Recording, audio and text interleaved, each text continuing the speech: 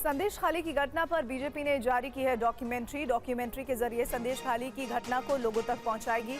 The संदेश खाली shocker the big reveal शीर्षक वाली डॉक्यूमेंट्री जारी की गई है।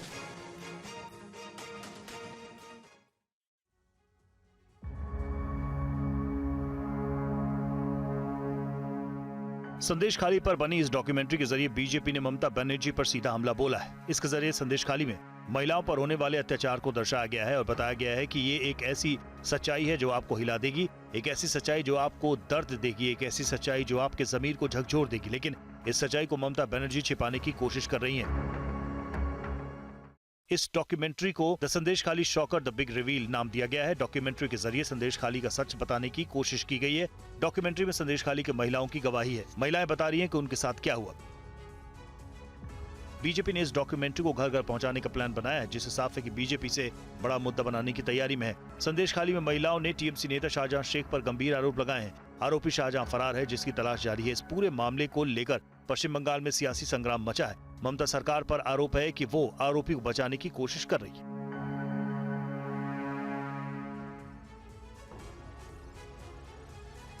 संदेश खाली हिंसा को लेकर बीजेपी के फायर ब्रांड नेता गिरिराज सिंह ने आज तेजस्वी यादव और राहुल गांधी पर निशाना साधा। दोनों की यात्राओं पर भी सवाल खड़े किए। अपने मन मियां मिट्ठू तो सब रहता ही है। जो जन विश्वास यात्रा निकाले हैं वो परिवार विश्वास यात्रा निकालते तो ज्यादा बेहतर था। जो व्यक्ति आज तक परिवार से बाहर ना निकला हो और आरोपों में घिरे रहे हैं, वो क्या जन विश्वास निकालेंगे? उनको कौन सा विश्वास लोग देगा? राहुल गांधी अभी यूपी में है। कोई इंडी गठबंधन का कोई व्यक्ति का जुबान नहीं खुल रहा है। तुष्टीकरण करने वाले लोग हैं और मुस्लिम तुष्टीकरण के कारण ही इनकी जुबान चुप है। संदेश खाली में वहाँ जो अपमान हो रहा है, ममता बनर्जी एक महिला मुख्यमंत्री होकर के उनके राज्य में महिलाओं का आबरू लूटा जा रहा है। और कांग्रेस पार्टी के कोषाध्यक्ष अजय माकन ने बीजेपी पर गंभीर आरोप लगाए। कांग्रेस पार्टी के अकाउंट से 65 करोड़ से ज्यादा की चोरी हुई है। ये चोरी बीजेपी ने कराई है, ये कहा अजय माकन ने। अजय माकन ने आरोप लगाया कि एसबीआई से भी कांग्रेस पार्टी के अकाउंट से पैसे ले लिए गए। हमारे 65.88 करोड़ 65.88 करोड़ के ऊपर परसों भाजपा की सरकार, इनकम टैक्स अथॉरिटीज ने डाका डाल करके हमारे पार्टी के कार्यकर्ताओं के पैसे हम लोगों के पास में आया था। वो पैसा हम लोगों के बैंक अकाउंट में जो जमा था उस पे डाका डाल करके, चोरी करके वो पैसा मोदी सरकार अपने पास में लेकर के चली गई। पहला तरीका, कांग्रेस पार्टी को अपंग बनाओ, प्रमुख विपक्ष पार्टी को अपंग बनाओ।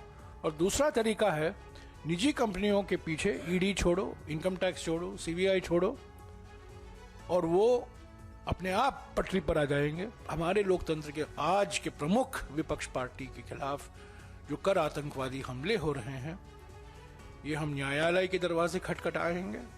टैक्स ट्राइब्यूनल में आज हमारी सुनवाई हो रही है, जनता के बीच में जाएंगे। पर यह बिल्कुल साफ है कि भारतीय जनता पार्टी भारत जोड़ो न्याय यात्रा से भोखलाई हुई है। जम्मू कश्मीर के पूर्व राज्यपाल सत्यपाल मलिक के खिलाफ सीबीआई ने बड़ी कार्रवाई की है। सत्यपाल मलिक तक सीबीआई जांच की आंच क्यों पहुंची, 1 मिनट की इस रिपोर्ट में जानिए। दिल्ली के इसी सोमविहार इलाके में आज सुबह सीबीआई की टीम पहुंची। सीबीआई का ठिकाना जम्मू कश्मीर के पूर्व राज्यपाल सत्यपाल मलिक का घर था। सीबीआई की छापेमारी जम्मू कश्मीर के कीरू हाइड्रो इलेक्ट्रिक प्रोजेक्ट में घोटाले को लेकर है। सीबीआई ने सत्यपाल मलिक के घर और ऑफिस में जांच की। सिर्फ दिल्ली नहीं, सत्यपाल मलिक और उनके करीबियों के 30 ठिकानों पर छापेमारी की। सीबीआई की रेड यूपी, बिहार, राजस्थान, मुंबई और हरियाणा में हुई। सीबीआई की छापेमारी के बाद सत्यपाल मलिक ने केंद्र सरकार पर हमला बोलते हुए सोशल मीडिया पर लिखा, मैं पिछले 3 से 4 दिन से बीमार हूं और अस्पताल में भर्ती हूं। इसके बावजूद सरकारी एजेंसियां मेरे घर पर छापेमारी कर रही हैं, मेरे ड्राइवर को परेशान कर रही हैं। मैं किसान का बेटा हूं, छापेमारी से घबराऊंगा नहीं। अब आपको पूरा मामला बताते हैं। साल 2019 में किश्तवाड़ में कीरू हाइड्रो पावर प्रोजेक्ट के लिए 2200 करोड़ के ठेके में भ्रष्टाचार हुआ था। सत्यपाल मलिक उस दौरान जम्मू कश्मीर के राज्यपाल थे। मलिक का आरोप था कि उन्हें परियोजना से संबंधित 2 फाइलों को मंजूरी देने के लिए 300 करोड़ की रिश्वत की पेशकश की गई थी। सीबीआई ने पिछले महीने भी कीरू हाइड्रो प्रोजेक्ट घोटाले के सिलसिले में दिल्ली और जम्मू कश्मीर में 8 ठिकानों पर छापेमारी की थी। 2024 चुनाव से पहले ईवीएम को लेकर एक बार फिर से हंगामे का जिन बाहर आ गया है। कांग्रेस के वरिष्ठ नेता दिग्विजय सिंह ने एक बार फिर ईवीएम पर सवाल खड़े किए हैं। दिग्विजय सिंह जी, एक तरफ आप लोग सवाल उठा रहे हैं और ग्रीस के प्रधानमंत्री कह रहे हैं कि भारत में जो चुनाव प्रणाली है बहुत फेयर है, बहुत खूबसूरत है लोकतंत्र हिंदुस्तान का, और आप लोग सवाल उठा रहे हैं। क्या आज इस देश में और विश्व में जो तकनीकी प्रगति हुई है, क्या कोई ऐसी मशीन है जिसमें सॉफ्टवेयर डला हो, वो मैनिपुलेट नहीं की जा सकती? जिसमें सॉफ्टवेयर डला हो वो क्या हैक नहीं की जा सकती? 1% जिसकी संभावना है तो हमें देश के मदर ऑफ डेमोक्रेसी जिसे कहा जाता है, उसकी जनता के मतों का सम्मान करते हुए मशीन को अलग करके मत पत्रों से, मत बैलेट पेपर से चुनाव कराना जाना चाहिए। यहाँ तक कि जर्मनी जैसा देश इसने 2011 में ईवीएम मशीन को हटा दिया था। ग्रीस के मुखिया ने क्या कहा मैं उसमें नहीं पढ़ूंगा। कर्नाटक की सिद्धरमैया सरकार ने आज कर्नाटक हिंदू धार्मिक संस्थान और धर्मार्थ बंदोबस्ती विधेयक 2024 पारित कर दिया। बीजेपी ने कर्नाटक की कांग्रेस सरकार को इसके बाद हिंदू विरोधी बताया।